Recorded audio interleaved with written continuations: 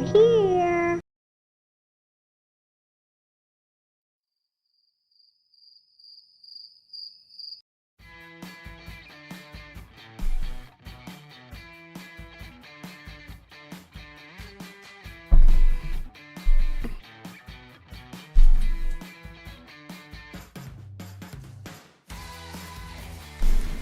Good morning, good evening, or good afternoon, my friends. I'm Thomas. Depending on where and when you're watching this broadcast, I'm Thomas Fessler, my friends, and this is Disclosure tonight. We missed it. That's one of those days, folks. Sorry for starting so late.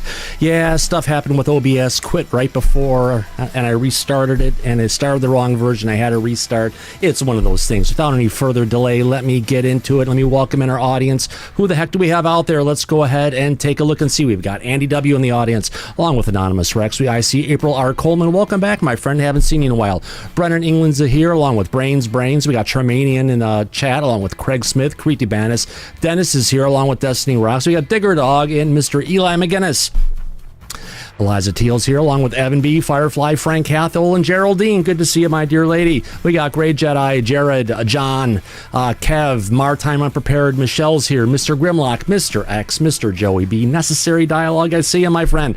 Along with, we got Mr. Niles Guy. He is our resident pitbull. Pun intended, my friend. We've got Paul DeMond, PC Anderson, Rodney Cox is in the chat, along with Rusty Door. Sam's here. Good to see you. Shelly Montgomery. We got Shinobi One Kenobi has popped back in again. We got Shrooby Doo, Silent Fallujah, Steve Hines, and the Super Unknown. Would you look at that? We got Thought Form, Two Head 666, along with two midgets on a horse. How about that?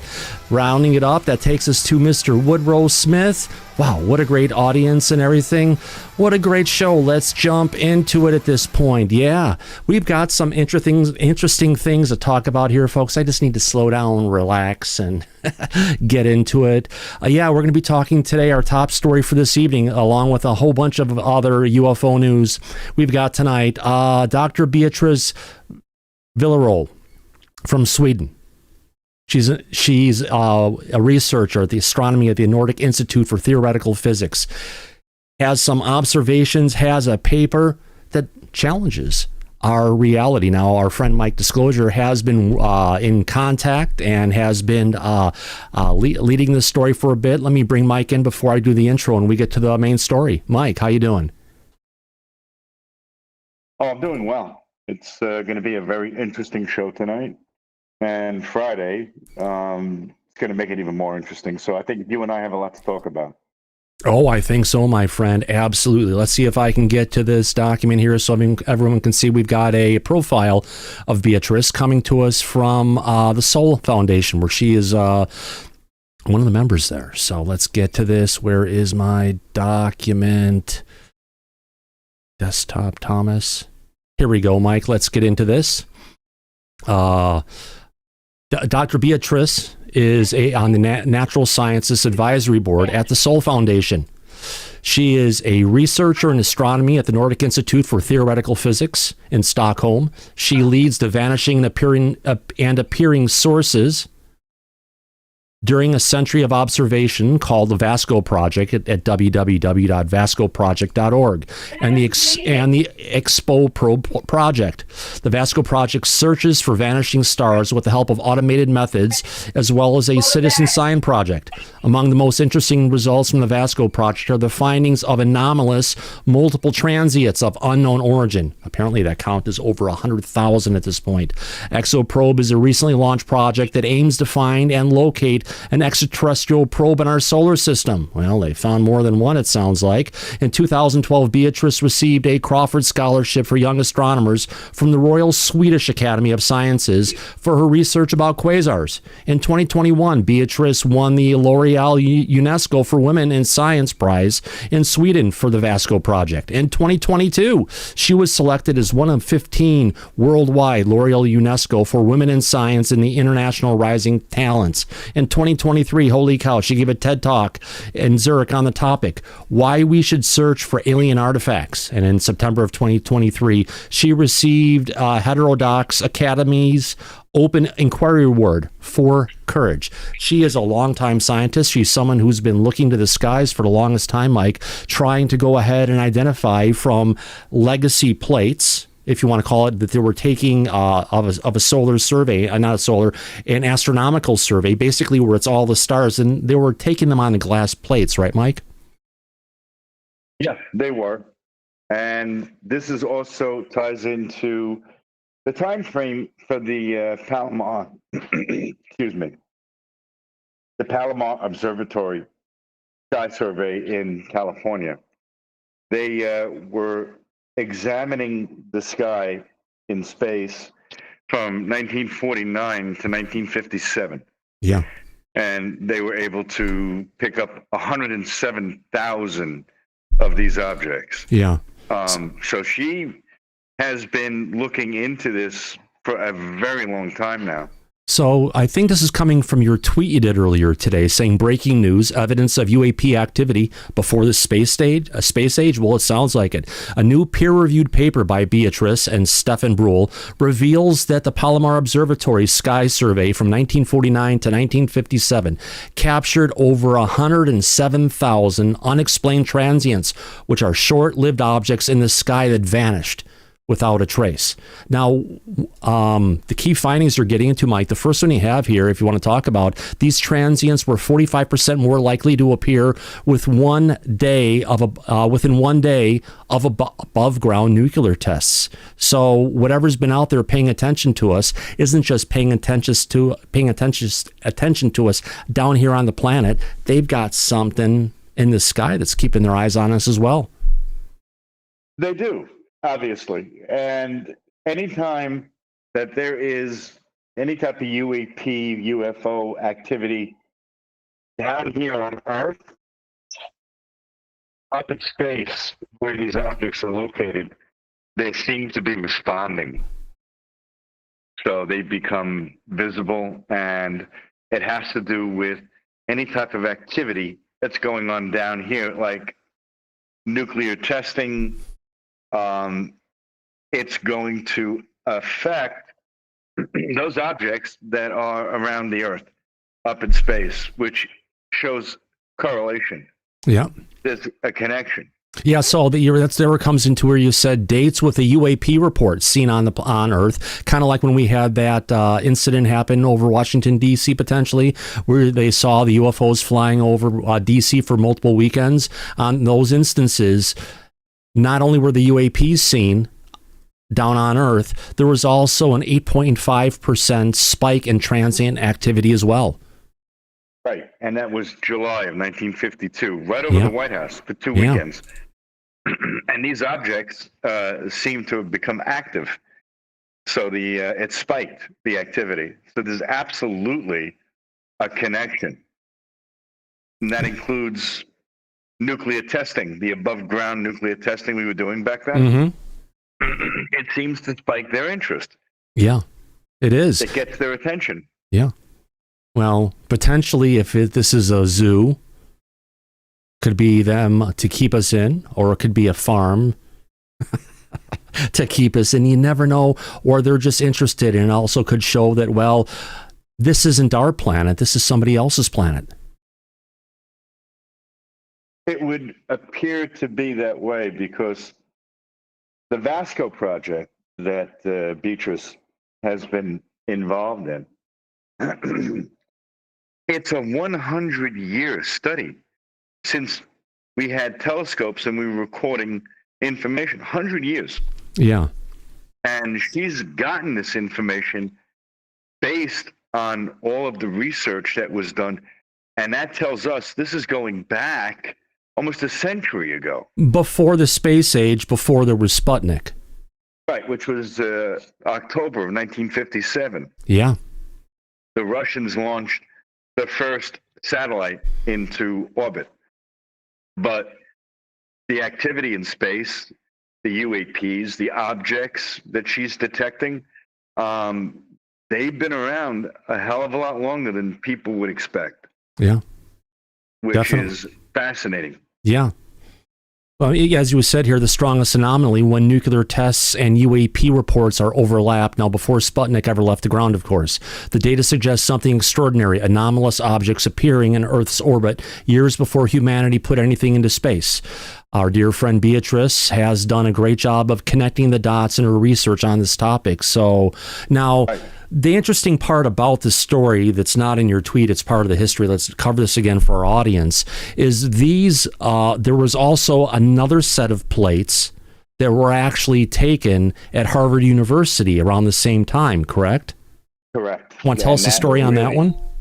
Yeah, please do. That, I think, is one of the most interesting aspects of this story. Oh, okay, sure. From what I understand is there was a scientist there who actually went and destroyed all the plates, all the evidence that was there of these transient objects, because he probably knew what they contained. But he just wasn't an ordinary scientist, Mike. Why don't you tell us who he was really affiliated with? Oh, his name was Dr. Donald Menzel. And he took over Harvard Observatory and Astronomy Department in 1952. And what he did the entire time that he was there is he was destroying these plates with this information. It's now commonly referred to as the Menzel Gap. Right. So so he was doing this because he was an intelligence asset, and he was affiliated with the CIA. So there was obviously something that our government did not want the public to become aware of, or even the scientists over there in Harvard. They wanted it shut down. And he did it. He did a good job, Menzel. Yeah. He was very effective in being able to keep this information hidden, which is what got Beatriz's attention, because she was curious. If he went to those lengths, to those extremes, to do that for a number of years, then she wanted to try to find out and get to the bottom of what was he actually hiding. And she was able to do that by reaching out to the Palomar Observatory in California and finding that they had identical plates to the ones that Harvard had that were destroyed. Right. And she has been doing the Vasco project to get that information. And Mike, here's an example of some of those plates showing taken in red and blue spectrums. The first two are on July 19th, 1952. The next two are on September 14th, 1952. And you can see there's there's a big change, or there's a bunch of significant objects that are in one plate that aren't in the other. Right. So it's obvious that these objects are visible at different times and not visible when things seem to be quiet down here on Earth or with any of the UAP that are flying around. Now, those telescopes, both the Harvard Observatory and Palomar, they're using 100-inch lenses on those scopes, so they're pretty goddamn powerful. Yeah, they are. Yeah, I think the average consumer telescope is, 6 to 9 inches? So, yeah, this is a far cry from that. Are you sure you're talking about telescopes? Yeah, telescopes. Yeah, exactly. Okay. So, yeah, this is amazing that these historical records, she was able to find them intact and fill in the gaps of the missing information. And the project and the work that she's been doing this entire time is showing us this information about these objects that she picked up over. It was about 107,000 during that time frame that she was able to detect. And it's amazing because she's lining the information up with relatively well-known appearances of the UFOs. They're tied in. And she put that together. Yeah. People are aware of the Washington flap that occurred over the White House. People are aware the observatories have been doing these sky surveys. But she was the one that put two and two together and was able to uncover the information that has not been publicly known up until now. So amazing work. Yeah, absolutely. Now, for those who are interested, if you check the chat about this time, I just did go ahead and post a link to the research paper that's available at Research Square.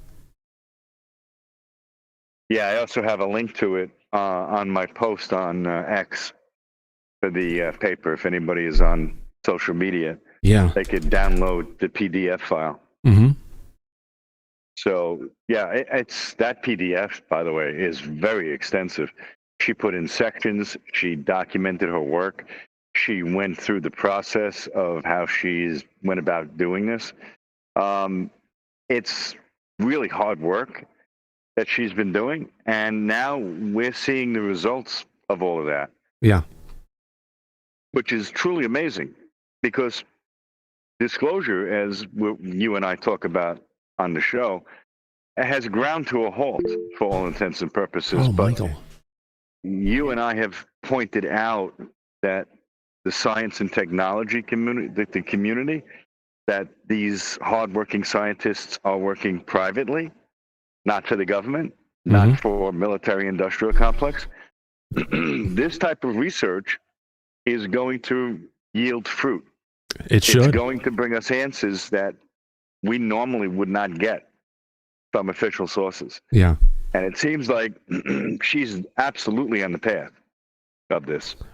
Hey, Mike, we've got Michael Sokoloff, who's raised his hand. Let's get to Mike, and then we've got some good questions from people in the audience. So let's get to Mike first, and then we've got a question here from Anonymous Rex. Go ahead, Michael.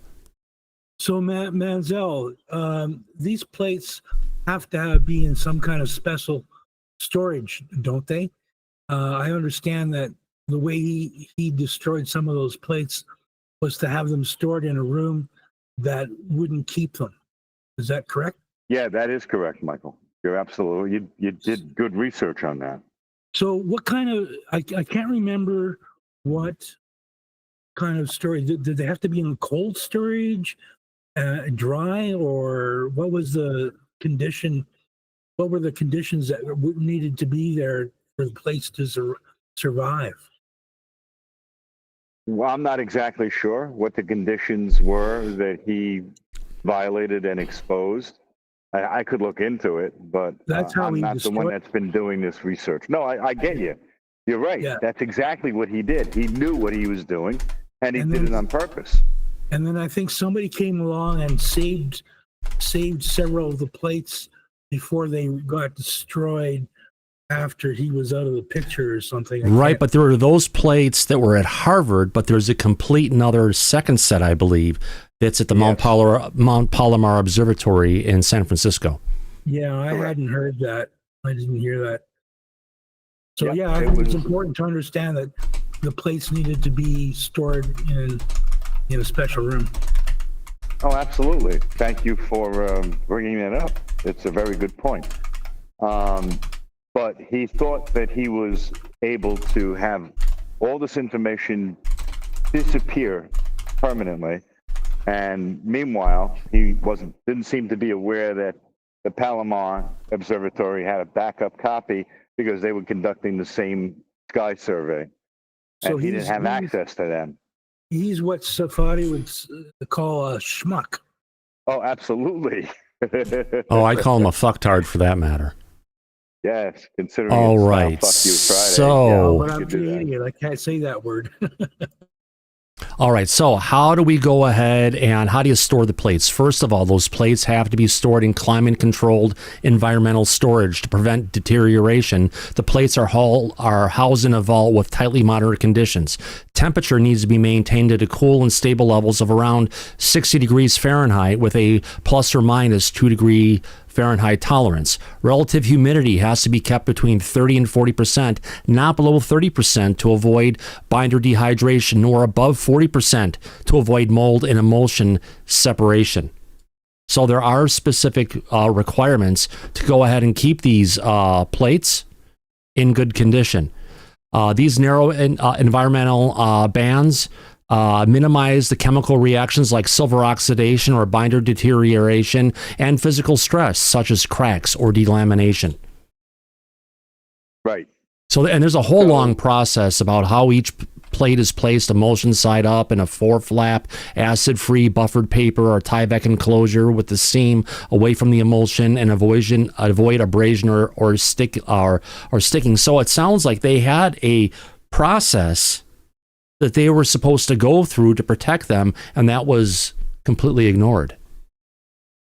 It was specifically ignored on purpose, and it was tampered with to create destroying of this evidence and of those types of material, because they didn't want the public to see this. So he did his job well and got away with it. Well, he thought he got away with it until Beatriz came around, did this research project, and was able to discover what exactly it was that he was up to. Well, Mike, hide this information. I have some information. What happened to Harvard's plates? Harvard had the world's largest collection of astronomical glass plates, over 500,000, with exposures dating back to the 1880s from the Harvard College of Observatory.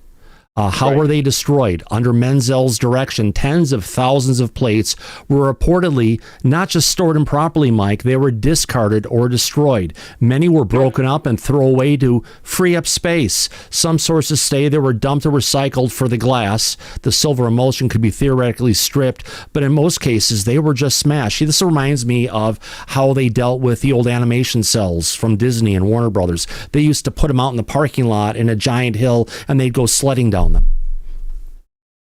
Nice. So accounts from the former staff suggest the plates were literally carted out in wheelbarrows and broken under his direction. Surviving HCO staff and later historians described this as a major archival tragedy. Irreplaceable sky images were lost. Right. That's right. That's exactly summing up what he was doing and what the hell was going on. Yeah. He didn't believe in the plates. He prioritized space age astronomy and radio astronomy to the optical astronomy that was done. And he saw the plates as a cluttered relic of a bygone era, as he calls it. Sounds like he would have been perfect for Blue Book. He would have been perfect for Arrow. That's the type and caliber of people that the government usually puts in positions like Arrow. Right. It seems like they have a mission. They do not want this information to come out publicly. They don't want people to realize the truth about what's right above us in the sky. And don't you always tell the audience that they should go outside and look up? Always, Mike. Right. So this is one of the reasons why. Right. But it seems to me that Menzel took this as a threat. He took it as a thing. Well, maybe he did, but more it was strategic, because they call it the Menzel Gap because tens of thousands were permanently lost under his tenure. Their exact number is unclear, but it's enough to leave gaps in otherwise continuous photographic record of the night sky. Because you know what? A lot of Harvard still has over 500,000 plates, but there's specific chunks of information that appear to be purposely destroyed. Right. It's almost like he was covering something up, and that's what got Beatriz on the trail of looking into this. Right. Because it got her curiosity. What the hell is going on? Why did he do this? What is he hiding was the key question. And she was able to find the information that was lost or destroyed at Harvard at the Palomar Observatory in San Francisco. And that's why we're getting this information now today. Yeah. Because of her work, which is truly amazing. And more, I think, is to come, because we've covered the video that Dr. Dennis Asberg put out not that long ago that has to do with the work that she's been doing on this. We covered that, and we're covering this tonight. Oh, yeah. So it seems like she's on the right track. And all this hidden, destroyed, missing information is going to lead to, I think, some pretty amazing discoveries. Yeah. And Mike, getting just back to this whole Menzel Gap and everything, getting some quotes, direct quotes from Dorrit Hofflet. or Hafleet, Okay. who was a longtime staff astronomer at Harvard and later a mentor to many women in astronomy, has said, quote, one of the first actions in the position that Menzel took was asking his secretary to destroy 1/3 of the plates sight unseen, resulting in their permanent loss from the record. In addition, he created Plate Stacks Committee that excluded the voices of the curator of the collection, as well as those employed at the time as computers. The committee would meet and vote to destroy a whole series of plates, including experimental plates and early spectral plates. The destructive action underlies a period called, you called it out before, Mike, the Menzel Gap during the 1953 and 1968 that all became missing when Harvard also discontinued routine plate observations. He shut down future plate recording. 15 years, Thomas, Yeah. almost 2 decades of lost, permanently destroyed information that he thought was gone and forgotten. So he sounds like he was an effective weapon to have all of this information hidden and destroyed. Yeah. And I can't believe that in Harvard, an academic institution with their caliber and reputation, that they would actually form a committee and destroy scientific information sight unseen. Yes. Like you just said, they didn't even know it was on those plates, and they just across the board agreed to destroy them. Yeah. Now, probably Harvard and almost all academic institutions require, and they really depend on government funding. So I don't think it was an accident that Donald Menzel was installed in that position. I think a lot of it had to do with the government funding that the institution received, and they didn't realize what he was going to be engaged in doing once he took over this department, but they found out. But see, that's another question that you got to ask. He started doing this almost immediately from when he took the position. Mm-hmm. And this went on over 15 years. Yeah. You got to be fucking kidding me. Mike, it's like he came in there with an agenda of what he wanted to destroy, and he went, and that was his first action was to start the destruction of the plates. Right.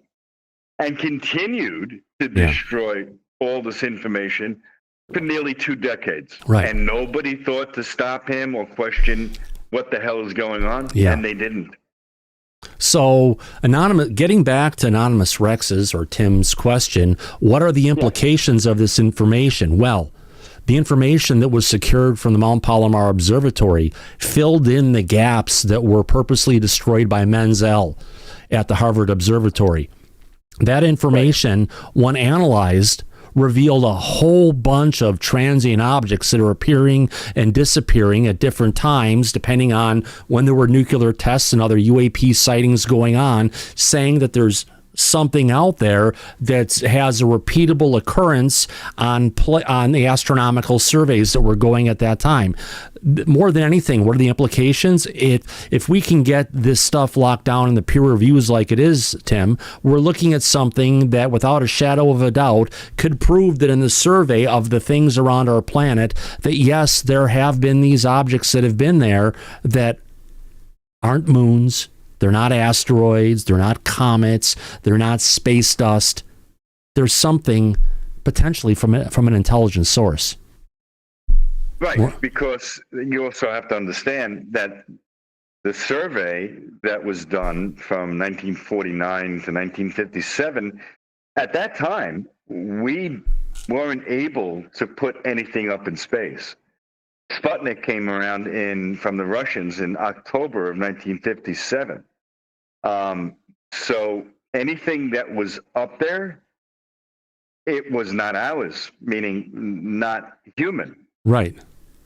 Which I think was one of the main goals of Donald Menzel, destroying all this information, trying to hide that little fact. Absolutely. I'm trying to think here. God, what was it?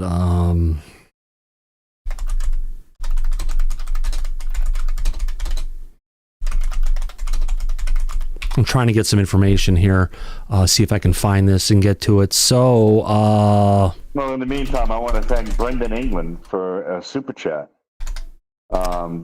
Cheers, Thomas and Mike. Thank you for that, Brendan. We appreciate the support here on the show. Well, we're talking about these that happened in the 1950s and 60s, right? Before the entire, if you want to call it, space age had happened, and Sputnik and all the things. Well, I got a bunch of super chats coming in really quick. Thank you very much, everybody, for your love and support of everything we're doing here. We're trying to do our best, and this is a really great story. Now, Mike, this is before we had the space age. In 1953, in December, there were multiple executives from Lockheed that actually saw Tic Tacs, and they videotaped them flying by, I believe it was Catalina Island. So much for Lockheed going ahead and creating them if they initially spotted them back in the 1950s. Oh, well, without a doubt, there's no way in hell Lockheed created that type of technology in 1953. So it's just laughable that the government would try to make claims like that. But we just got another super chat from Jared Rosenthal. Oh, wow. Thank you very much, Jared. Wow, the super chats are rolling in. Yeah, we're a fan-funded program. Appreciate everyone's love and support of everything that we do here. Thank you. Yeah. So now you said Catalina Island, right? Oh, we just got another super chat from Todd. Thank you. Thank you, guys. Wow. I actually have a song for that I used to play on a regular basis. Well, we got another super chat coming in. Well, I want to thank Todd T, Jared Rosenthal, Geraldine Durazio, Brennan England, Mr. Grimlock, and Anonymous Rex for going ahead and starting off this super chat super train we've been having here. Wow, thank you, guys. We appreciate your love and support for what we do. It doesn't happen that often. Thank you, everybody. We try to do our best, don't we, Mike? We do. We absolutely do. Oh, we got another super chat. Yeah. Thank you, Anne-Marie. Appreciate it. From Australia. Thank you very much. Wow. But since we're talking about the audience, I could also remind everybody that we have 375 people watching the show right now, but we only have 102 likes. 109, so but close, yeah. Yeah, well, on my end, I see 102. It's absolutely free, folks. If you're having a good time, do us a favor. Help the algorithm. Give us a thumbs up. And if you're not, give us a thumbs down, but tell us what we can do in comments below. But please be nice. We try to give you what we can. Remember, because the cost of watching this show, Mike, unless you give us a super chat, how much is it? It's free, but we give you a double your money back guarantee. You can't beat that. Oh, not at all. Yeah. And another super chat from Eli McGinnis. Yeah. Thank you, Eli. Yeah. Oh, another one. There we go. Thank you, Kane Northrup, very much. 99 cents. Thank you very much, everybody, big or small. It all means the same to us. Thank you, everybody. Thank you, thank you, thank you. I don't want to turn into much of a telethon here. I need to get the old phones ringing in the background. But yeah, let's get off that and get back to the story. Yeah, so this whole thing, the cover-up that's been going, the effect of the CIA. Oh, wow. Thank you very much, Daryl. Holy cow. $20. Thank you much, sir. The whole piece of destroying the evidence. Yeah. Apparently, they didn't do the homework and figure out who else was there. And here comes Beatriz. She found it, and she's reporting on it, and she has some unbelievable evidence that's out there. She does. And she was able to put this together through a lot of hard work and a lot of time. She's actually been working on this project since 2016. Mm-hmm. So almost 10 years that she's devoted to finding this information and bringing it out publicly. A lot of dedicated hard work. And now we're starting to see what the results of that is. It's what everybody was looking to find out that's interested in what's going on around us on this planet. And we have credible scientists like her that are doing the work, and now giving us, for the first time, credible actual answers as to there are objects and activity, like former President Obama had said on Late Night, that we don't know what they are, but they're there. Yeah. So this is confirmation of that. which I think is completely amazing. Oh, absolutely, Mike. Now talk about confirmation of things heading our way right now. It looks like Lue Elizondo is going to be on the Cuomo show starting at 8 p.m. Eastern, which is right now. I don't get it here. It's not going to be on until 8 p.m. Pacific, so I can't bring up the feed to show it, but we're going to cover that on tomorrow's show, Mike. We're absolutely going to cover that on tomorrow's show. Yeah. You're right. Now, we have a couple people in the back who have had their hands up. Kyle Reinhardt, your hand was first, and then Andy goes next. Kyle, what say you? Oh, we just got another super chat from Kyle. Hey, Thank you, Kyle. Did you know there's another paper Yes, sir. on Cornell? On Cornell? No. I put a link in the chat, but she had released one on Wednesday. Yeah, this is the one we're covering, the one that just came out. There's a different one. All right, we'll check into that as soon as we get a chance. We'll take a look. Yeah. All right, let's take a what else we've got going on right now in the feed here. Let me get back into the... More super chats. Yeah, more super... Yeah, and the last one came in from AJ. Thank you very much, AJ. Bless you. Firefly, go UFO. Thank you very much, Firefly. And another one just came in from Haryeka. Great job, guys. Stay on the trail, and we will. We're a long surviving UFO show that's been around here for the longest time, and we're not going to stop. We're not going to give up or give in. No, never. I fixed it. There we go. All right, let me go ahead and find the next story to bring up. All right, so jumping in to UFO news and a bunch of things that are going on. We're going to keep everybody up to date on what's going on with Dr. Beatriz. There may be other things coming our way in the near future we're going to cover. Yeah, of course there is, because this doesn't cover that announcement that we got the other day from her friend who's part of the, what is it? Dennis Asperg. He's part of the astronomy team over at Stockholm University. And he was the one that made the discovery of the Baltic Sea anomaly under the ocean. His team is called Ocean X. Right. But he also announced in that video that the amazing discovery is not related to the Baltic Sea anomaly. No, it's not. He's been working on. And Beatriz also confirmed the paper that just came out that she talked about this morning that we're covering today. That's not the big announcement that's still going to be heading our way in the near future. Right. Pretty soon, actually. Yeah. It's going to come a lot faster than people imagine, and it's going to be groundbreaking when it comes out. Oh, yeah. Absolutely. Oh, we have more super chats again. Another one that just came in from Kane Northrop. Again, thank you very much, Kane. Wow. Appreciate it, my friend. From Brendan England. Yeah. Okay, one more. We got that one up there, and then Kane Northrop, and here we go. Thumbs up. Thumbs up back at you, my friend. Thank you very much. Now, getting on to our next story. Andy has his hand raised. So that's right. Andy, you go ahead, and then we'll go next. Sorry. Thank you for correcting me, Mike. Thanks for waiting. Okay, yeah. So Beatriz has released this paper. Has there been much pushback on it? No, not currently. And this paper came out today. And it has been getting a lot of attention. The post that I put up about it has gone absolutely viral since a little earlier today. So no, there hasn't been any direct pushback because her information is accurate and she lays it all out in this paper. Yeah. Did you have a chance to look at it, Andy? Not yet. I haven't. No, I caught your post. Yeah, but I've not had a chance to have a read of it. And Mike, when you get a chance, send across the full PDF because the excerpt that they have available on the research website is very limited. Okay. Yeah. Be great to check that out.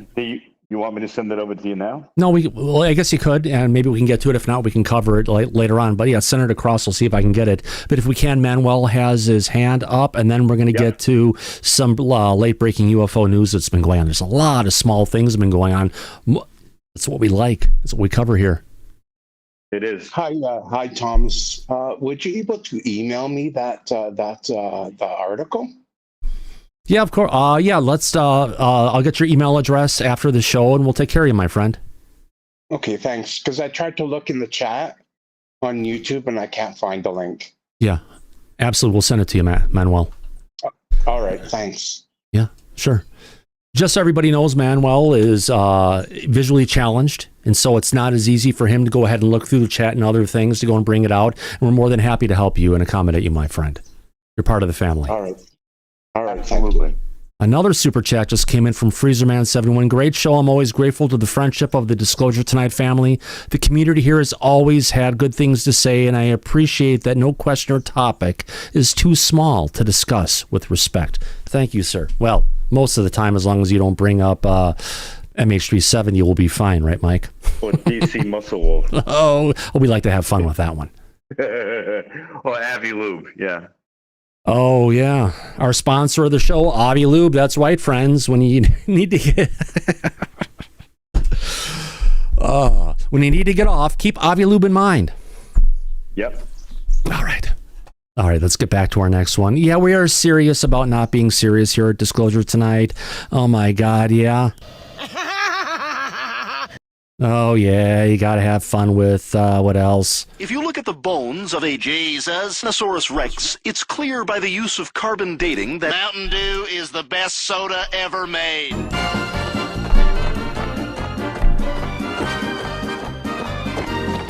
All right, enough of the silliness. Let's get to our next story here, my friends. Just reminding everybody, yeah, we like to have a fun time here at Disclosure Tonight. Speaking of a fun time, Mike, have you seen the clips of that latest South Park episode? Oh, my God. I hope they bring out Amazing. trading cards of the pictures that were on the wall of the White House. Yeah, that was incredible. But the one with the sheep was priceless. Oh, I love that one. Oh, my God, yeah. No matter what side you're from, you got to laugh. It's comedy, my friends. Now let's get to our next story back on UFO land. On this one, where is it at? Here we go. Merrick von Rennenkamp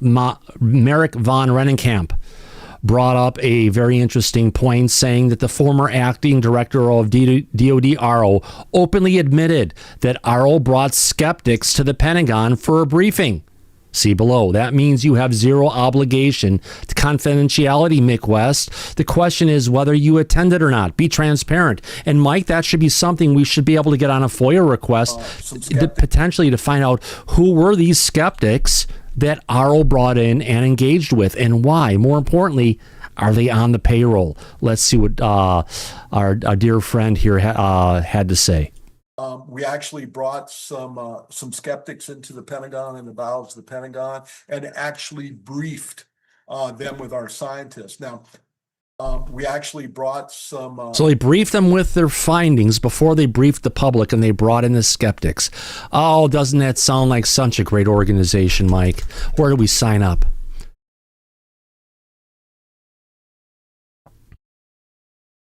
Mike, you're on mute. Well, maybe not. Yeah, I said absolutely. You're right. Yeah. And Representative Paulina Luna is right. They need to just get rid of ARO. It failed in its mission, and it's been nothing but disinformation the entire time. They should send the funding to the FBI, specifically that X-Files unit that we covered here on the show. Wait a minute. You mentioned her name, Paulina Luna. Ding, ding, ding. That is the magic name to go ahead and mention today. And we've got a special clip coming to us from Askapol. Before I get to there, Nunya, what say you? ARO hasn't failed in their mission. Hasn't failed at all, because their mission was disinformation. If you realize that, then they've been doing their job perfectly. Covering things up, you mean? Yeah. Sorry? Yeah, to disinformation, just covering things up, collecting information, making people sign NDAs. So that kind of puts the nail in the coffin. They can't go anywhere and say anything because they're now under law. They can't. It seals them up with a tight bow and puts them aside. They've done a really good job. And they continue to do so. They set out to do. Yeah. And it's more likely they've been managing the cover up more than anything, Susan. Exactly. That's my point. And not only managing the cover up, but they've been silencing witnesses. Yeah. So it's what they've been doing is perfect for them. For them, But not not for for us, and not for the disclosure. purpose why they were set up. If you ask me, it sounds like they're still following the initial charter of the AOI MSG, which was the organization that was going to come out of the UAPTF, and they were going to shut it down. They weren't going to go ahead and make regular updates to the public and be more of an internal information organization for the DoD, not public facing. But it sounds like that's still going on, and the public facing component is there for deny, which is so different than where we were in 2021. Going back, listening to John Kirby, listening to the UAP hearing and everything that was coming out of the government, there was definitely a different beat to the drum at that time. Yeah. Now, in our next story, coming from Paulina Luna, Matt Laszlo asked her some interesting questions about have there been efforts by the administration to intimidate you or other secret task force members? Let's go ahead and bring this up. Where is it at? All right, desktop, Thomas. All right, let's go ahead and bring this picture here, and I'll play the audio clip. 30 seconds in. Here we go. Make of the firing of Timothy Phillips. Former, have you heard about this? Come in. At ODNI? No. What's Timothy Phillips doing? He was the former Aero director, but he was just fired. We're not sure. I did not know that, but you know my position on Aero. Yeah. Well, Phillips has been the one dropping a lot of stuff in the news lately, so that's what people are I'll check curious. into it, but I'm not a fan of Aero. I think that they need to be completely disbanded. What are we gonna Dave, you could hop in the car. It's going on that side. What are we going to see in We have about 5 names that we're going through on actual testimony now. So your article actually helped us, or your little thing, because people were getting squeamish. Who's your new comms person? David. Boom, hey, right there. thank you. All right. I'm gonna email One more, you. and then I'm going to the airport because I actually really like where I live. I'm Rick. What are you thinking for the timeline on the discharge petition for congressional stuff? Oh, isn't that great? After that happened, so many people were concerned about it. So, I've done lots of stuff. Lots. Really? Yes, I've been covering it really closely. So a lot of people are like, you can't do it yet, blah, blah, blah. And I'm like, so I'll work with Bridget on it, but yeah, we're going to Coming in September? Yeah, why should we not do it? Okay, sounds good. Thank you. last question. Have there been efforts by the administration to intimidate you or other task force members? No, in fact, if anything, I think there's been actually open conversations with how I think this, especially with the base, what the American people are wanting or advocating for, there's been absolutely zero intimidation. So what's been the holdup? I don't think there's been a holdup. They've done more in this administration specifically to the subject than even under the Biden administration. So I think people need to be asking, why did Biden do nothing? Thank you, guys. Thank you, ma'am. Have a good one. Thanks for tuning in to Ask a Poll, where we ask your politicians your questions at your U.S. Capitol. We know Mike, interesting how when asked what's going on with the administration, they tried to deny and deflect and blame it on the Biden administration. When the Trump administration, going through, at least running for office, Trump was asked many times, will you disclose and bring out the information about UFOs? And he was like, yeah, of course we're going to do it. And it was also about the drones. Of course we're going to bring out the information. But, coming to the public point of view, there hasn't been really shit going on, especially remember Paulina Luna, she was the chairperson of the task force on the classification of federal secrets, right? Right. However, back in January, she put off a letter to the heads of all of the different executive branch agencies that are out there, whether it's the OVNI, the head of the DOD, the head of the CIA, the head of the FBI. All these people said, we demand that you go ahead and give us all your files on UAP and UFOs that are in your records. And they were going to go ahead and we want those no later than February 18th of 2025. And their goal was to have hearings to cover all of the documents that she was able to go ahead and secure for this task force. And that's what the first hearing was supposed to be on in the March-April timeframe. Guess what? They didn't get the documents. They didn't have the hearing. Now they're scrambling to go ahead and let's have another hearing and bring forward the whistleblowers. I would say, great. Fuck the whistleblowers. It's great we can hear from them, but Congress hasn't done anything with it. We want all the information that's been classified and cover up, as Tim Burchett always says. It's a cover up, right? And bring that out to bring out the truth of the cover up that's gone on in all these agencies in perpetuity.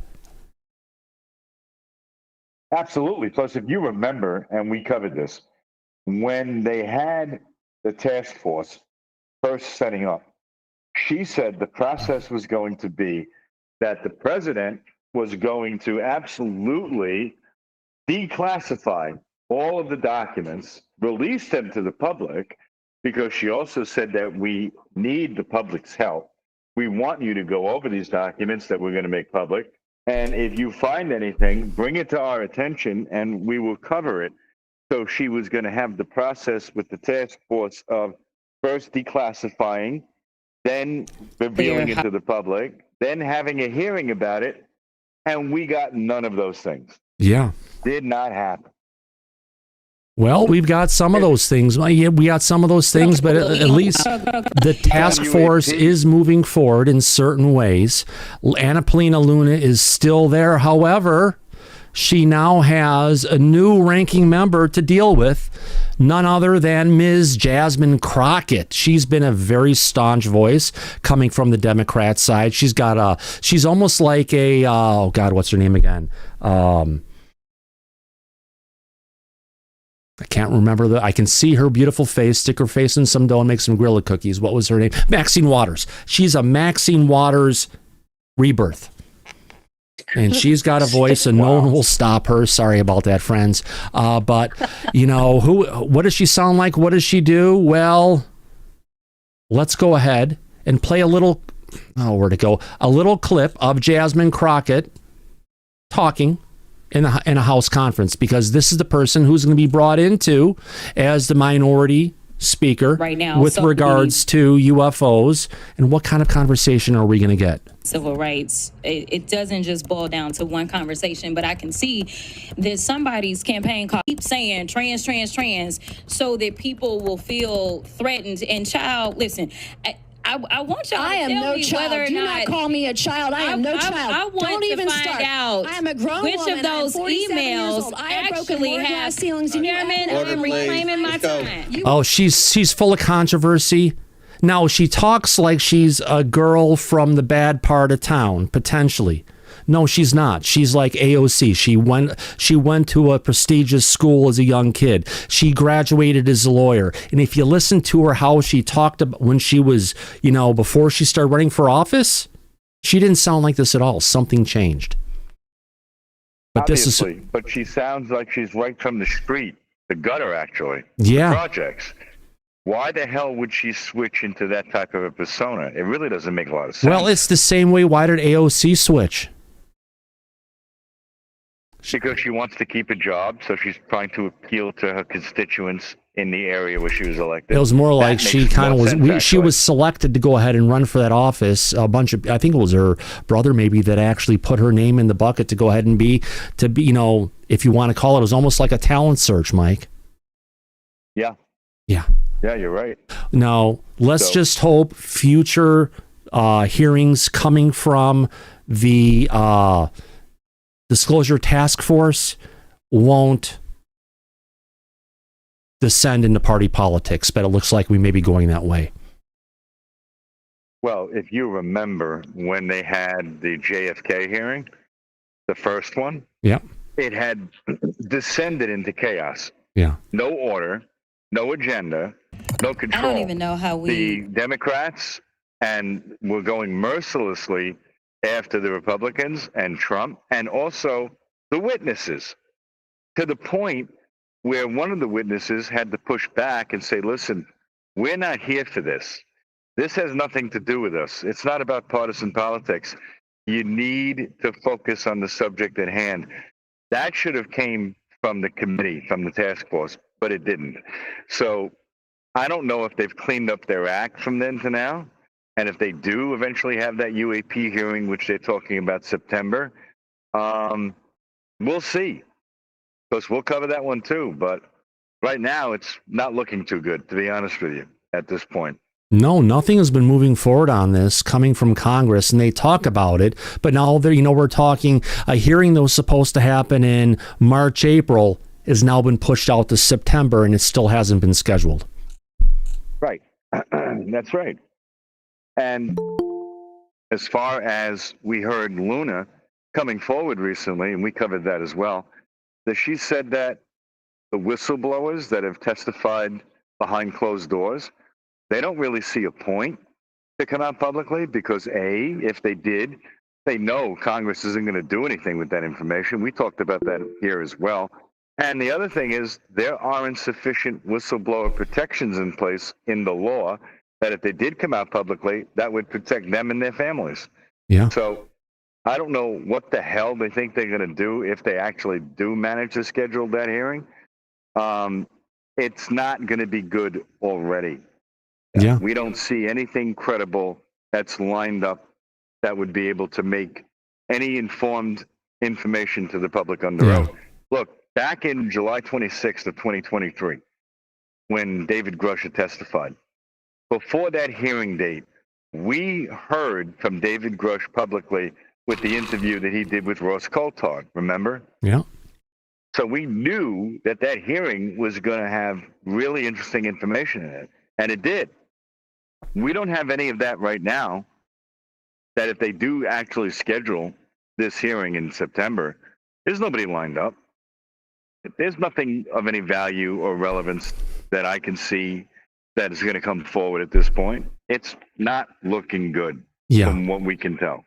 Well, you know, supposedly they got one whistleblower. There may be other ones who are coming forward. It sounds like Jeremy Corbell has an army of whistleblowers he wants to bring forward. But the problem is, you get someone like, God, who was the guy again who came out with Beatriz? He put the video out that we covered, Dennis? Dennis Asperg, yes. Yes, he put out the video that we covered on our on Monday's show, right? Yes, that's right. And he took the video down because he was attacked so much by people on social media, on Twitter and other places, that he took his actual post down because the amount of vitriol, the people, the debunkers, the people who are the no disclosure, there's nothing there, there's nothing to disclose, were attacking him so much that it actually forced him to bring it down. No wonder why whistleblowers don't want to come forward, because they just don't fear the government. They feel the general public, and it sucks. That's because of the disinformation campaign that the government has been conducting, like the Wall Street Journal article that said that the Tic Tacs was just a hoax that they were playing on service members, and that the Malmstrom incident with Bob Salas, that was just EMP testing that they were doing. It's all bullshit. Yep. And laughable. And we covered that. So they're really persuading the public that there's nothing to this, nothing to see here, folks. Move along. And it's all bullshit. Yeah. And it's working. And you and I cover that and make these points all the time. Because that's where it is right now. You know, if anything, based on the statements from Morrow and everything, it would make sense to bring Robert Salas forward as a witness. Oh, it would. Because he has been wanting to go on the record in Congress and present his evidence since it happened back in 1967. Yeah. And they have been blocking him like they blocked Matthew Brown from coming out publicly and testifying on the November 13th hearing. Right. Of 2024. So they've been doing that to Captain Salas the entire time, which is actually, it's a shame. Because it's been a long time since that occurred.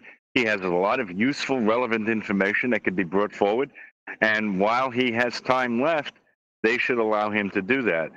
We hear them talking about, we really need whistleblowers with direct information to come forward, and we can't find any. And we also heard Robert Garcia stating that the people who are in charge in Congress are losing interest in this topic, remember? Yeah, they are. It's not like it used to be.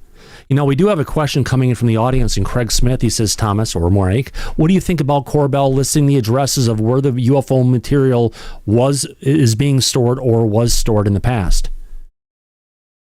Well, I find it interesting. I like the fact that George Knapp chimed right in when he said that and said they're backing the moving trucks up already if they haven't done so already.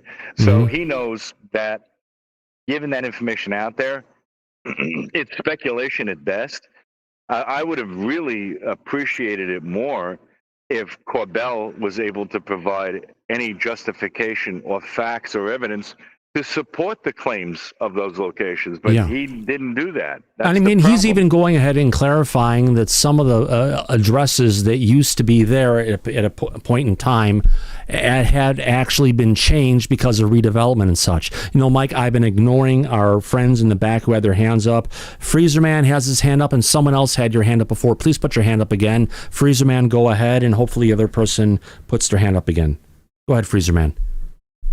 There was a recent interview with Diana Pasulka, and she said that don't look to the government to come out with disclosure because they're not. It's like going to the Catholic Church and expecting them to bring out the truth about the pedophilia that was going on with all the priests against the little boys. They're not going to do it. They're not. Yeah, that would never happen. They're not going to do it. Yeah. She's right. So the hopes it's going to be, you know, individual citizens and organizations coming up with it. And I'm not talking about, you know, Mr. Greer and his people. No. I'd have to agree with you. Or the NHI comes out and says, we're here and hello. I think they've been saying hello for a while. We just haven't been paying attention, or we've had the government going ahead and saying, that's not what you saw. Move along.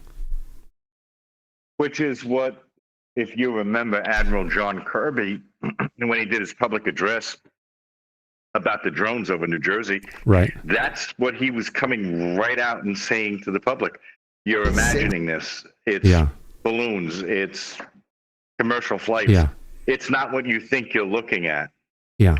Which was insulting. So this is the government's position time and time again. No, I do have a clip from the Weaponized show, a 50-second clip. Let's go ahead and play this, Mike, for the audience, because everyone loves the videos, including myself. Let's play this little clip here. And, oh, not that one. Let's see. No, wait, where'd it go? No, that is the right one. I just clicked off the window. All right, here we go. Let's get to it. Let's play it. Senator Rounds should ask to see Lockheed's Plant B6 complex in Burbank, California, 2300 Empire Avenue. And then I would like to, maybe he should go ask to see Northrop Grumman's Plant 42 in Palmdale, which is 3520 East Avenue, M Street. I mean, look, the addresses are there. Like, he could ask to find out what's going on at those two locations with the exact hardware that the Disclosure Act, was written about. Do we have materials that they suspect to be NHI? Well, those are two places you can go, look, he should do that, don't you think? Yeah, and he should get there before the moving vans back up, which they're probably on their way right now. Yeah. So, again, Jeremy's doing a great job. He's being a great spokesperson for the disclosure from a media standpoint. We've got people, scientists like Beatriz, who are bringing things forward, and other people who are trying to move this forward. Also, you got to give props to the Soul Foundation for what they're trying to do. They're trying to keep it reeled in and less skepticism. Which is the direction that this really needs to go in. The skepticism is really impacting the public in a negative way, because they're buying into the bullshit because they don't know any better. And there hasn't been any direct evidence to persuade them otherwise. So I understand. I know where they're coming from. It's just a shame because that narrative that the government has been putting out there is not accurate. It's not true. It's disinformation and bullshit. We are not alone on this planet, and they don't want anyone to figure that out. And like we talked about earlier, they've actually been more successful than they should have been in making those points, which is a shame. Yeah. Why we have people like Dr. Villarroel, who is trying to bring the truth out to the public, to counter that. Yeah, and that's what we try to do here on a regular basis, Mike. I've got another clip coming up from the Jesse Michaels podcast talking about Undeterred and Undershamed, a New York Post video editor. I think that would be, who, Mike? Who? From the New York Post?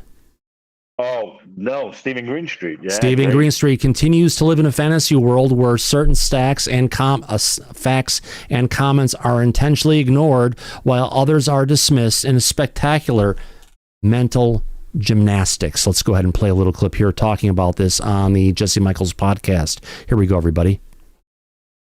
Let's make this a little larger so everyone can see it. Come on, mouse. Play laser. Pay attention. Be nice. All right, my scroll figured up a little bit. Let me go ahead and get back to this. All right, let's play this video clip. Here we go, everybody. My clear sense is that I and most, if not all, of the colleagues, staff colleagues who were involved, and certainly some of the key senators who were involved, found these individuals to be credible. And sane. And to your question about were they believable when they would express concerns for their own safety and that of their families and of their careers, I would say that's very definitely was credible. I mean, what I mean by that is we believed them that they felt that way. It was almost in some cases palpable. I can recall an instance where one source, when initiating, an explanation of what they of what they knew, was visibly shaking. I mean, Wow. physically so stressed about it. Wow. So yeah, I don't think that these folks are making it up. They feel that there are grave risks, and And these are people that have not gone public. They're not the whistleblowers the public knows. Well, that's right. While collecting my evidence for the existence of these programs, from the proverbial horse's mouth. I mean, I spoke to White House officials, chief executives, corporate CEOs, program administrators, executive assistants, people in charge of SCIFs and security, retired flag and general officers. The accumulated weight of the evidence given to me firsthand by people who worked or were briefed or were exposed to those programs was irrefutable and was very difficult to dismiss.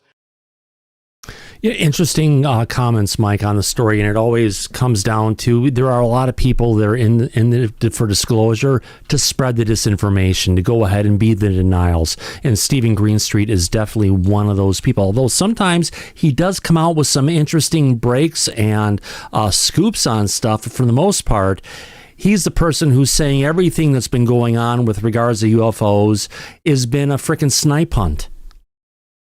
Yeah. No, you're right.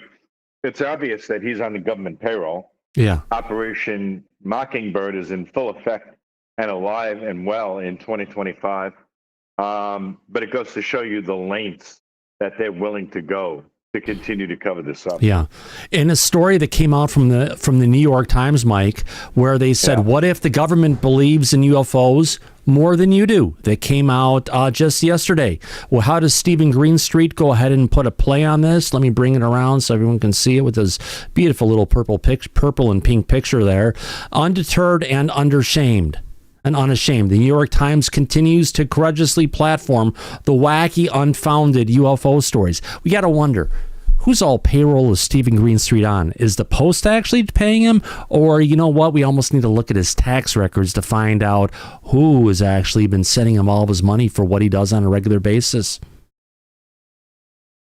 Somebody had put out an analysis of when Greenstreet seems to have switched sides from the one that he's on now and the one he was originally on, looking into disclosure. And they said they found that he had tax liens against him for unpaid taxes, and he was in debt to the government on a grand scale. And after that, financial issues that he was struggling with, he came back out publicly being a debunker. Yeah. Well, So, Mike, it's almost like if you take it to some of you'd call it the ladies of the night that'd be out there, or good old hooker friends. You know, if you don't pay, you can't play. So if he's doing all this different stuff, someone's got to be paying for this. It's some John somewhere. Oh, yeah. And it's obviously the government and intelligence. So Yeah. I would say the CIA was operating Operation Mockingbird. Oh, yeah. And they still are. So, yeah. So he's Unfortunately, gotta be John on that Ratcliffe, who used to be the ODNI under the last Trump administration, who was totally pro-disclosure and disclosed more than Avril Haines ever said when she, at the end of his term, or after he had left office, and Avril Haines was the ODNI for the Biden administration, right? Right. He had came out on Fox News and said so many different things about disclosure, about we see him here, we see him there, we see him from satellites. It's real. Why is he so quiet now as the head of the CIA? Why isn't he bringing forward all the information about the OGA, the Office of Global Access, the different, if you want to call it, UAP retrieval programs that happened outside the shores of the United States that the CIA is clearly in charge of?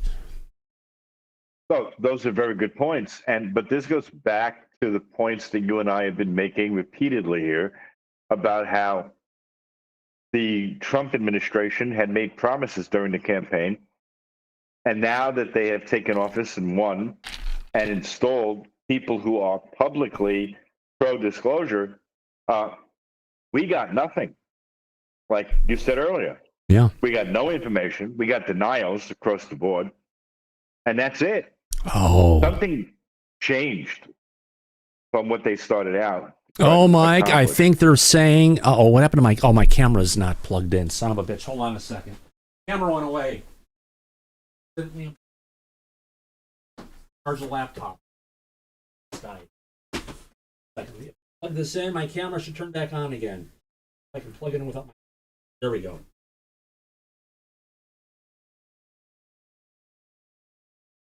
There we go. Sorry about that. I went black. But fuck you Friday. Don't worry about it. Oh, it's one of those things, Mike. You need to look into it and the whole thing. And what was your last statement you said before I went around and fixed the frickin' camera?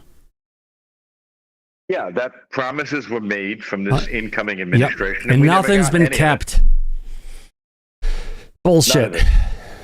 Right. Oh, yeah. And I was just about to play the sound effect of... We ain't found shit. Yep. That's what it seems like right now, what we're dealing with. Now, if you remember, Mike, there was a recent bidding and a long program of R&D, building prototypes and everything for the new F-47, the next generation fighter that's coming after the F-35, right? Right. Yeah. That was actually won by Boeing. Right. We had Northrop running for it. You know, Northrop, who gave us the B2 and the B2 Spirit, the B1 bomber and the B2 Spirit. We also had Lockheed in the running for it. Now, coming out of that, let's bring this up here. The Disclosure Party reports on X that, let's bring this full tweet up here, a single classified skunkworks project resulted in a $950 million pre-tax loss for Lockheed Martin. CEO Jim Tyaslett describes the project as a must-complete and a game-changing capability, but offered no further details due to the classified nature. I guess the question comes in, is this something related to UFO technology potentially, or is this just fallout from their failure to get the next-generation fighter contract that they've pushed more money into than was actually doled out by the government? Well, they're talking about $1 billion loss? $950 million pre-tax, yes. Yeah, so that's right under $1 billion. Yeah. That is incredible that they can lose that kind of money. But it's not just $950 million that they got a loss on. is this a loss on the bottom line for the F-47 project that they were doing, meaning that they had the profit from all these other projects that were going on, and whatever that thing was, it sucked up so much money that the overall profit for the corporation was at a $950 billion loss? It's something we need to dig into, because that would be meaning that the loss on this project was a lot more than just $950 million. No, that's a very good point, and you're absolutely right about that. But you can't expect them to come right out and tell us it either. We're not going to get a straight answer. No. They never do they? Do they? No, they never do. They failed the Defense Department every audit that they've been put through. So they're not going to give us the truth. No. We know that already. Yeah. Despite the people that are in office and brought into office in the Trump administration who are positive, like DNI, our current director of national intelligence, Tulsi Gabbard, and there's been other bunch of people who are in office who talk positively about bringing out disclosure, and nothing's happened yet. Ratcliffe, of course, on the CIA. We have little Marco Rubio, who's a Secretary of State, who said many times about wanting to bring out the truth on this stuff. They're all silent. They're all quiet because the man on the top doesn't want it to come out. But now there's yet another person who was appointed by Trump. Let me bring out the information about him. I think this one's a bit enlightening, or if not plasmid lightning. Let's get into it. So the U.S. Air Force Under Secretary Matthew Lomer recalls his UAP sighting of a ball of light that seemed to be buzzing with life in the mountains of Tucson, Arizona. It wasn't man-made. It was very well organized, very spherical. It seemed to be very conscious, like it was observing us. It was a distinct impression that I had that I was being watched, observed, and that there was a level of interest from the orb to us. It frightened us. We got up and we ran to the car, and that thing zipped up and it disappeared into the sky. Lomer, who was a former fighter pilot and Space Force Guardian, was confirmed today by the Senate as the 29th Undersecretary for the Air Force. So let's turn back the clocks of time to an interview with him where he talks about this. I think this should be pretty interesting, Mike. Here we go. Yeah, let's play it. But I was watching a documentary that was done in 2020 called Phenomenon. I was watching it with my wife late at night, and it was probably 45 or 60 minutes into this documentary. We had air traffic controllers talking about a phenomenon that they occasionally see at their airfields. It's not common, it's rather rare, of these balls of light that seem to zip around the flight lines and be able to defy the known laws of physics incredibly fast. And they were like big orbs of light, orange or yellowish in color. And I paused the film and I remembered, as odd as that sounds, that I'd seen the exact same thing in high school when I was in the mountains in Arizona. And I told my wife, I said, I've seen this. I know exactly what they're talking about. And she said, no, you haven't. I said, no, I really have. And she says, we've been married for 10 years. You've never mentioned this once. And it's true. I hadn't mentioned it because it was one of those things I'd never understood. It was a very peculiar experience. I was with another girl at the time when I saw this. So I said, look, come with me. We're going to go to Facebook. We're going to go online and we're going to send a message to this girl I've not reached out to in 20 years. Oh God, yeah. Going out to the ocean, watching the submarine races, Mike. Yeah. You're not paying attention to the water at that one, I tell you. No, you're right. And I'm going to say, hey, remember me? Remember that time we were in the Tucson mountains, which is exactly what I did. I said, do you remember that thing we saw? And I didn't say anything else. And she responded back immediately. And I was like, hey, be careful. My wife's here with me. I don't want you to embarrass me.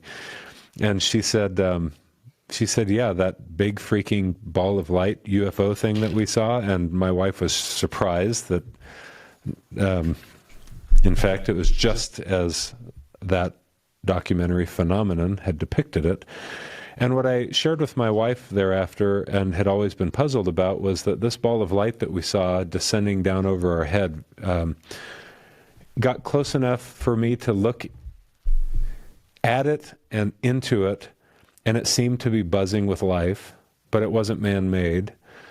It was very well organized, very spherical, and it seemed to be very conscious of the two of us that were sitting there in the Arizona mountains, like it was observing us. And it was a distinct impression that I had that I was being watched, observed, that there was a level of interest from the orb to us, and it frightened us. And so we got up and we ran to the car and we ran away, and that thing zipped up and disappeared in the sky. Interesting, Mike. So that's the new Undersecretary for the Air Force. And when we know the Air Force has been part of the cover-up, but they've always said it's not a threat. Right. They come and do their things. We do our things. It's not a threat. And the head of the Air Force said for the longest time, but they also won't talk about it except saying it's not a threat. But this guy has actually taught and said more things that the Air Force has come out and said for a very long time.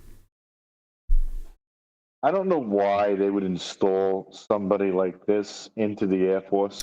But because during one of the events that was going on for a Trump rally, he was one of the people who got brought up and got to meet Trump, and he asked him for a job. And Trump said, yes, if I get into this, I'll take care of you, I believe. And that's why he got the job as the Undersecretary for the Air Force. Because he asked Trump for the job, and Trump followed through and gave him the frickin' job. So it's not like he applied to the DOD or anything to get it. He got it because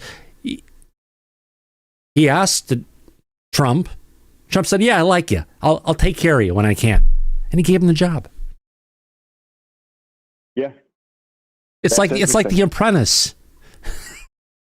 But no, it's not The Apprentice, it's the president. I hope that they don't try to have this person representing the Air Force and ingratiating himself into the UAP community. And then if he starts to spread disinformation... This is an interview he did a while ago. It's not like he did it since he's been appointed. Okay.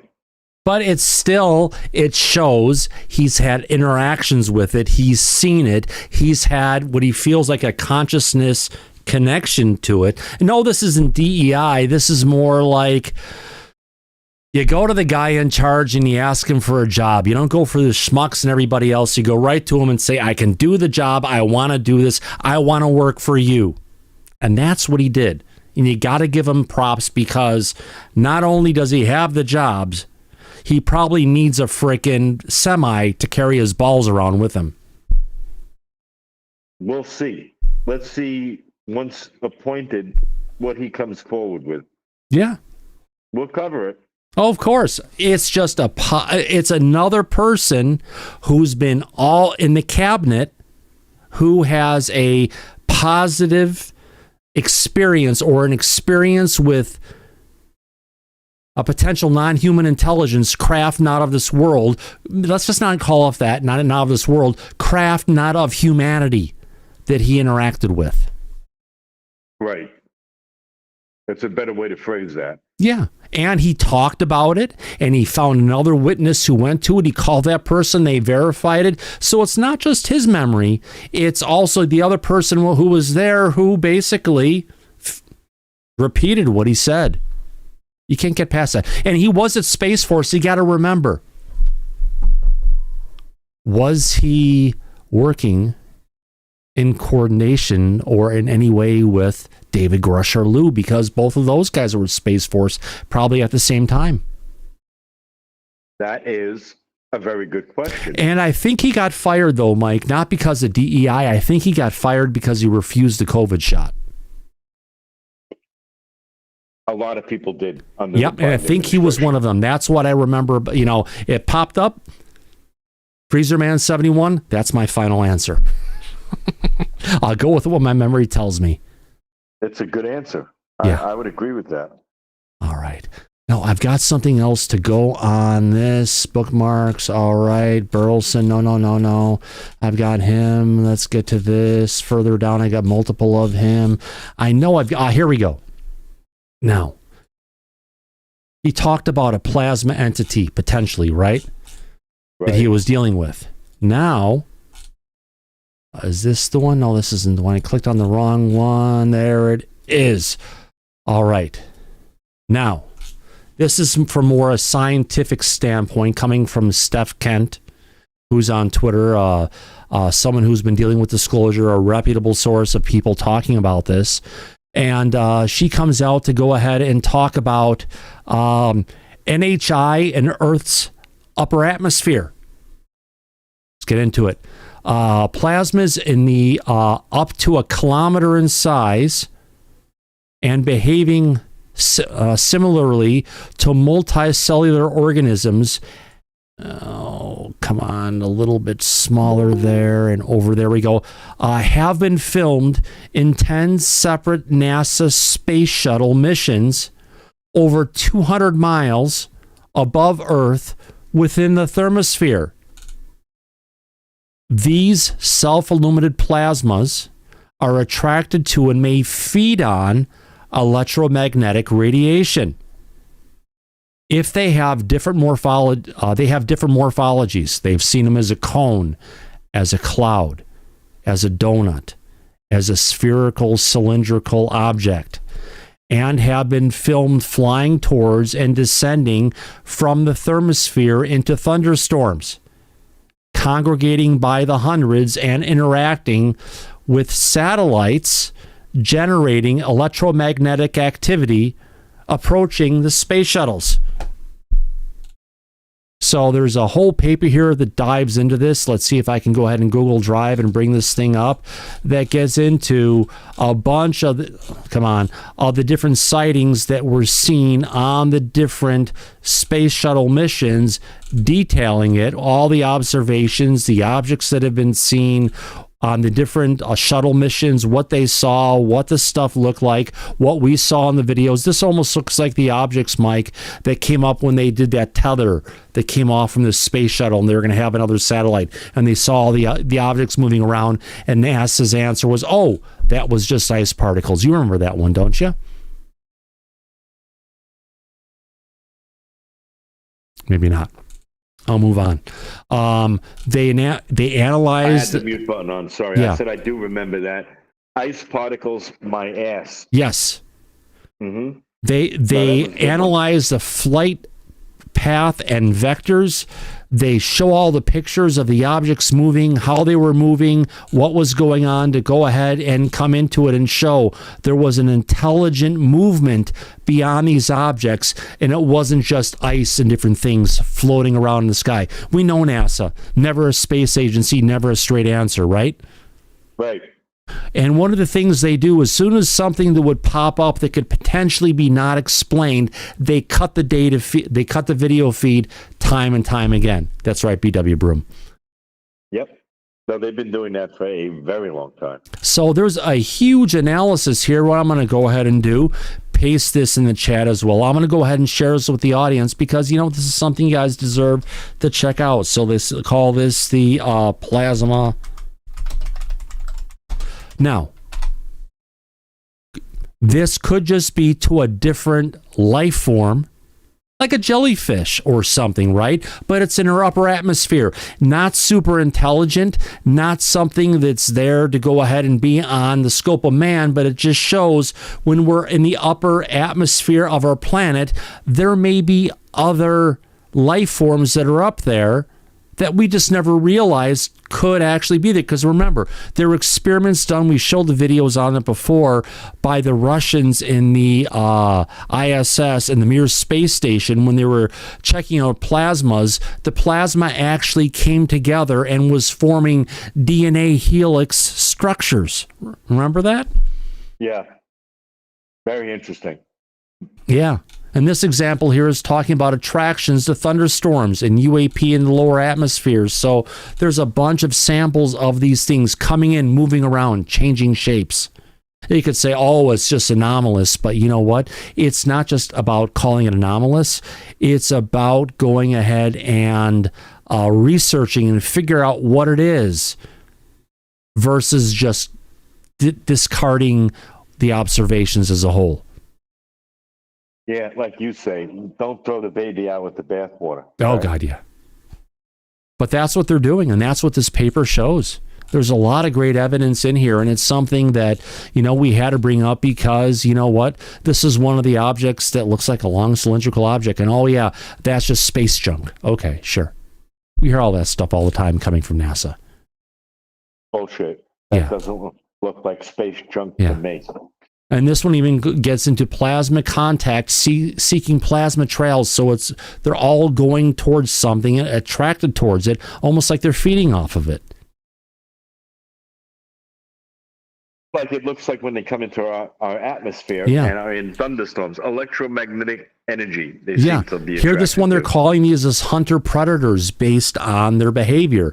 Like it's cells going ahead and seeking out other objects that they can go ahead and eat. Remember, if you look at the galaxy, you look at the planet, you look at the solar system, it mimics life on the micro scale. So to go ahead and say we could have potential life like this higher in our troposphere and our higher parts of the atmosphere, it makes sense. Why would all these different areas, Mike, be sterile for life? They shouldn't be. They shouldn't be. Life is pervasive, we're learning. It's not special like the church wants us to believe. Right. We're the only life in the known existence of the cosmos, which is not a true statement. Yeah. And they push that all the time. Time and time again, my friend. No, you're right. This is what they do. It's the game that they play. And people that don't know any better are getting dragged right along with it.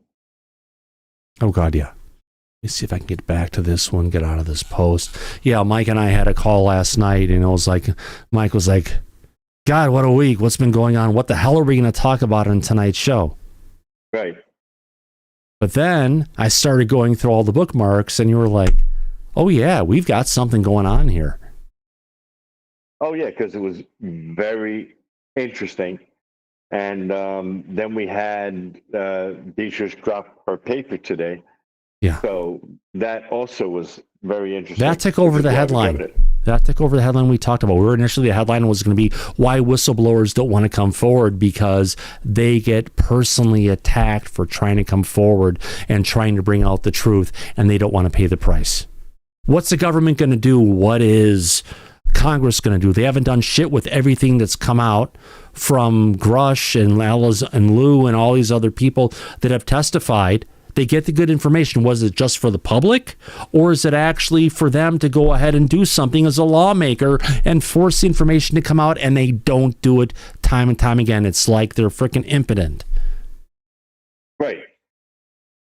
And they claim to be pro-disclosure, but nothing is moving forward. And we've said that time and time again as well. Yeah.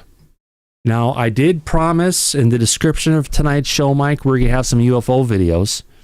Okay. And I've got a couple here. Let's get to this first one here. All right, this one is coming to us from Pixel Pro video. He's not a debunker, but he's an imaging analysis expert out there who's looked at a lot of stuff. And let's get this over a little bit more. Earlier this week, there was a video that for a short time popped up on the Skywatcher team website where people can go ahead and pay, Mike, and get access to the information. Right. That was there with along a bunch of other videos, which have then been taken down. But some people did get this one. And the name of the file was Tetra Class. And this is something that was captured in shortwave IR. It's a 43-second clip. And let me go ahead and see if I can download this really quick. It'd probably be better if I played it locally versus... Here we go. Yeah. No, it would be that way I can get a better control of the video playback and everything else. Let me bring this down. This is a Tetra Class craft, and I want to zoom in on this for us all to see it. But it's not just one. bring out the touchpad. Oh, don't do that. Come back, please. A mouse and a touchpad. The touchpad is there. All right, so at the top of the video, we've got an object with 1. We've got another one with 2, and we've got another one here with 4 or 5. Now, if we're going to play it, we're going to watch these objects. Let me go to window, playback, speed. I want to take this down to half. So we're going to play at half speed. Let's play this, and we're going to go through it and see where these objects go. And we'll actually zoom in a bit so we can see what is actually... Let's take it. We've got the one object here that's 1 moving up. We've got the one that's actually 4 moving down, and that one's moving down. Yeah, I see that. We got the one moving up to the top, and that is now off camera almost. No, not really. Now you've got 3. There's one up here we can't see because of the lighting. But wait, we've got another one here. We've got this one, 2 of them right here, but we have another one with 5 of them coming into image. So literally you've got a set of 4 or 5, a set of 2, 1, and there's another one up at the top you can't see right now. That's very interesting. They seem to be attracted to the storm, right? They're not attracted to the storm. They're moving through it.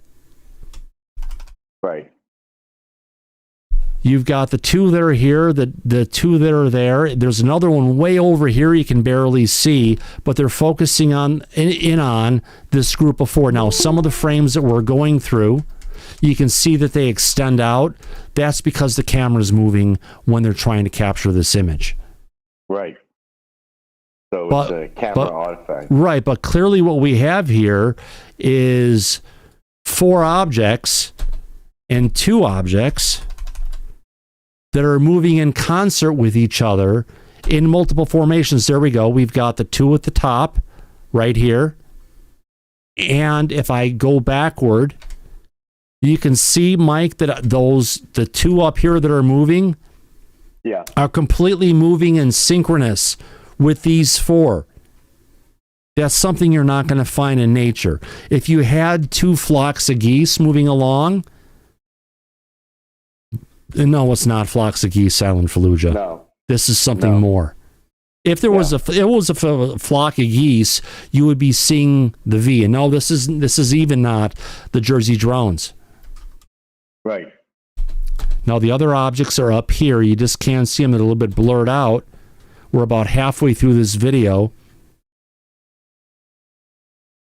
It's something that,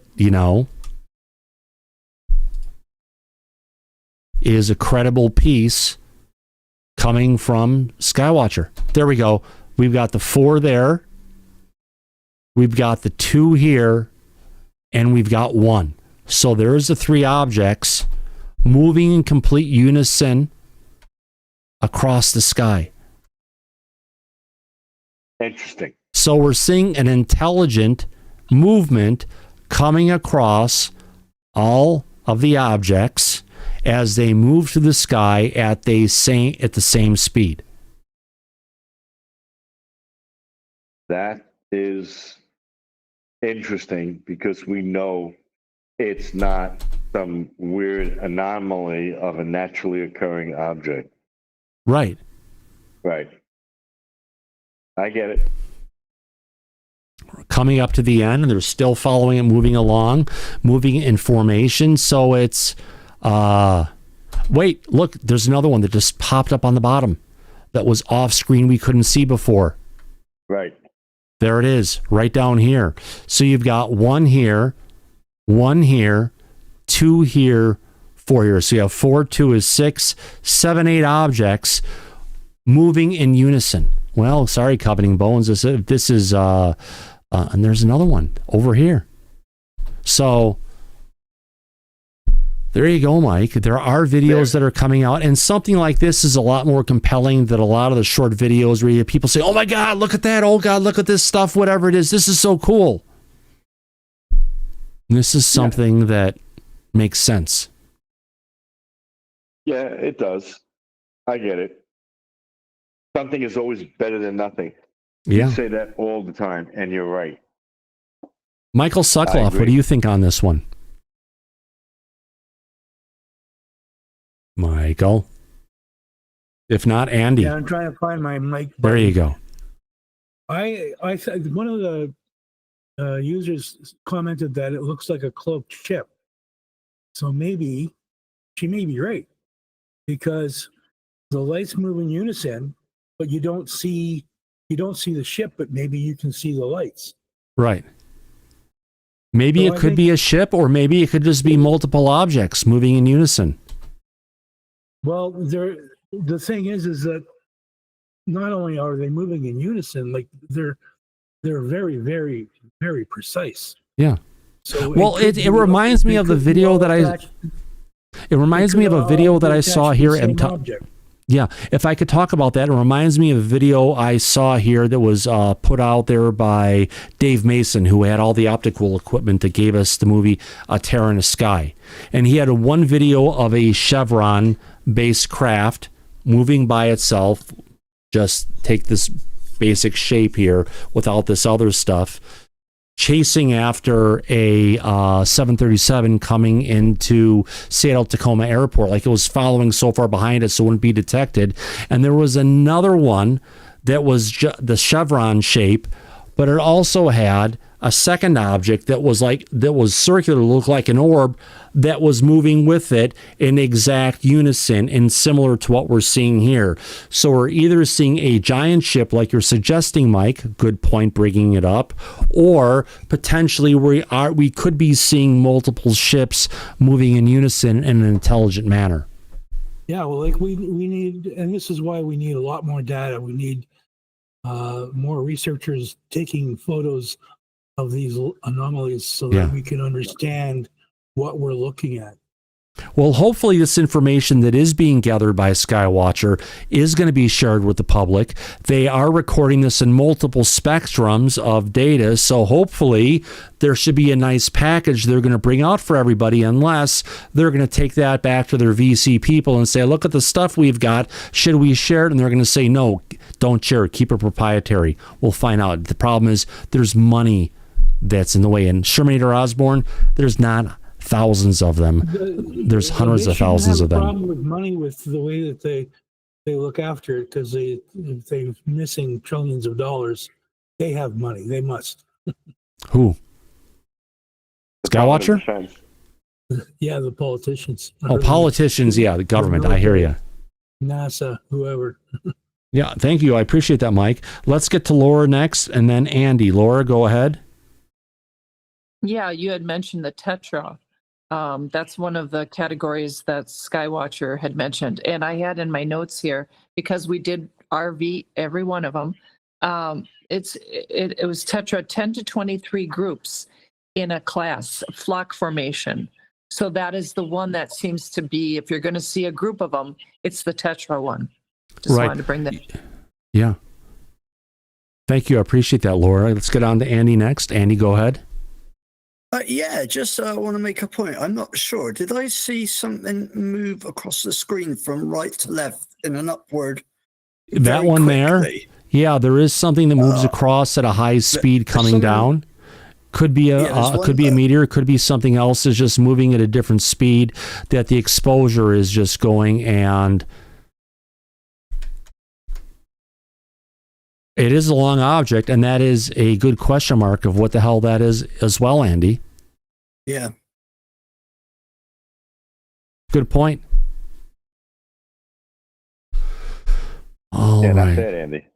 Yeah. You're right. Let's get back. What else do we have in the bookmarks? Taking a look, my friend. Let me get into this. Oh, where did that window go? Brave. Well, while you're looking, go ahead. Did you hear that everyone is demanding the Epstein files from the Trump administration? Yeah. And today, he had granted immunity to Ghislaine Maxwell. And when reporters asked him if he would pardon her, his response was, he has the authority. if he wants to do that. Yeah. He hasn't really thought about it, but if he wanted to, he could do that. Yeah. So this seems to be going in a direction that doesn't really make a lot of sense. It doesn't. At face value. No, it Back doesn't. to UFO land. This image was recently captured over Skinwalker Ranch, Mike, and what do we see?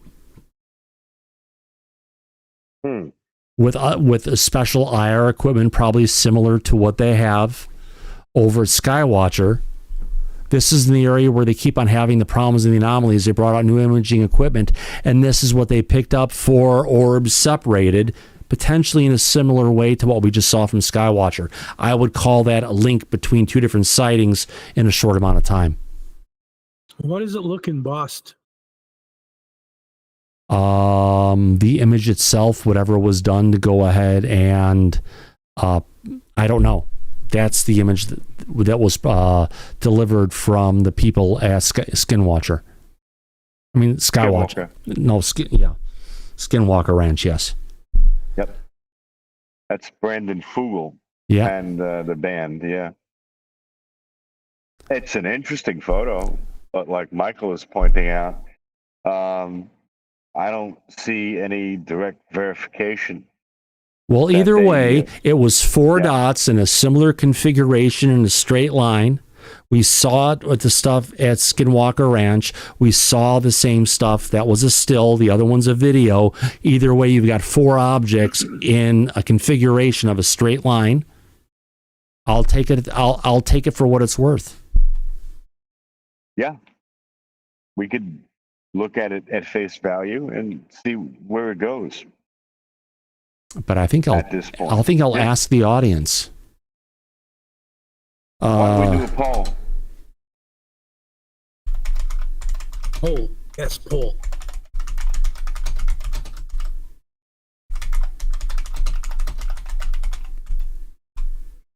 Simple enough. The sightings at Skinwalker or a Skinwalker. Let me get this down. I got to spell it right. And Skywatcher are related. Right. Just a simple yes or no. Okay, hey Google, set a timer for 1 minute and 30 seconds. All right, 1 minute and 30 seconds. All right, let's go ahead and bring this stuff down. Let me bring up the survey and let's see where our audience decides to take us, Mike, because I will side with the audience. I know where I'm at. I know where you're at. And would you look at that? Let me go ahead and play the sound effect. Let's go ahead and bring it up. Mike, would you look at this already? 70% of our audience with 38 votes in, our 71% are saying yes, the sightings are related. So our audience at this point, let's see where it can go. We're at 42 votes. Let's see if we can get this to 100 votes, my friend. We have almost 400 people still watching the show right now, 380 something. Let's see if we can get everybody to go ahead and participate and take this where it deserves. We're already at 52 votes, 69% versus 31%. While the no's are gaining, yes is still maintaining a fairly high lead. We're up to 64 votes, 65, still at 67 and 33. If I could go to let's see who I could go to here in the back and call on. Chromosome Cowboy, how would you vote? Not Freezer Man. How about, what say you? Are they related or not? They're related. Laura, do you think they're related or not? Most of them are, but the 4-dot one, I believe, is the same ship, just photographed 4 times. So those 2 specifically are not related to Skywatcher. All right. Less personal. Let's go to none of your business. Susan, what do you think? Are they related or not? I don't really know much about Skinwalker Ranch. I really can't All right. give a honest opinion. We'll leave it out there and just leave it at that point. Well, we've already hit the timeout. We've gotten 82 votes in. Let me go ahead and take a screenshot of this for posterity. Let me go ahead and end the poll. Turn off the sound effect and bring it up in our results. Well, asking our audience, what do you think? The sightings of Skinwalker and Skywatcher are related. 66% of our audience, a good 33% lead, said yes, compared to the audience saying no at 34%. There we go. There's our answer. Of the audience. 2/3. 2/3 of our audience agreed that there's something there, and 1/3 didn't agree with it. Right. That's a big lead. It's Yeah, a big you're right. majority. And that's what I go along with, Mike. I've got what I say. You have what you say about our audience, who we're here for. That's what they're saying, and I appreciate it. Yeah. Either way, it's nice that they participated, so we know where their answer lies Yeah. on this subject. Oh, absolutely, my friend. Oh, absolutely. Hold on. I need to go to channels and News Nation. Is it starting? It is, but it's not there yet. Yeah, we'll play the new Lue Elizondo thing tomorrow. Everyone should have that on X at that time. But I do have News Nation here keyed up, but no Lue Elizondo yet, Mike. Nope. So it would be interesting to see what he's going to bring forward now. Mm-hmm. He's been quiet for a long time, and it's either going to be the same old points or it's going to be something new. We'll find out by tomorrow's show and see where it goes. Cover it then. You better believe it, my friend. Absolutely. On that note, wow, is there anything else we haven't covered? Anyone in the back? No. Anyone out there? I think we've got it. Yeah, I think we've got it. Yeah.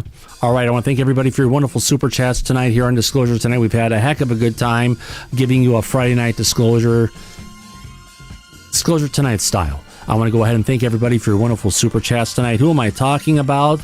Oh, let's bring everybody up who gave us a super chat. Well, we lost Matthias. Thank you, Matthias. Do we live inside of a simulation? That's why the NHI can read our thoughts? No, it's consciousness. I wouldn't say it's a simulation. If I can knock on wood, it's real. Let's move on to also gave us super chats tonight. Megan Betts, thank you very much. Also want to thank FreezerMan71, Vern Dude, Kane Northrup, Brendan England, Hard Yaka, AJ, Firefly, Kyle Reinhardt, thank you very much for all the super chats tonight. Sam, appreciate it. Daryl, it all adds up. Kane Northrup, Eli McGinnis, Anne Marie, thank you, Anne. Todd T, Jared Rosenthal, Geraldine Durazio, thank you very much. Brennan England, Mr. Grimlock, it's been phenomenal. And thanks back to Anonymous Rex for starting out the super chats tonight. It's been a great time hanging out here with everybody, Mike. Yeah, it was a great show. Good conversation. We covered a lot of interesting topics and updated the audience on what's going on in areas that you would least expect. So yeah, it was a good one tonight. Yeah, absolutely, Mike. And as we usually say at the end of every one of our broadcasts, Disclosure Tonight here is eyes open, no fear, be safe, everybody. But Go back to Party City where you belong. absolutely, we'll catch you on the flip side. See you tomorrow, everybody. Have a good one. Y'all come back now here. Take care. Bye-bye.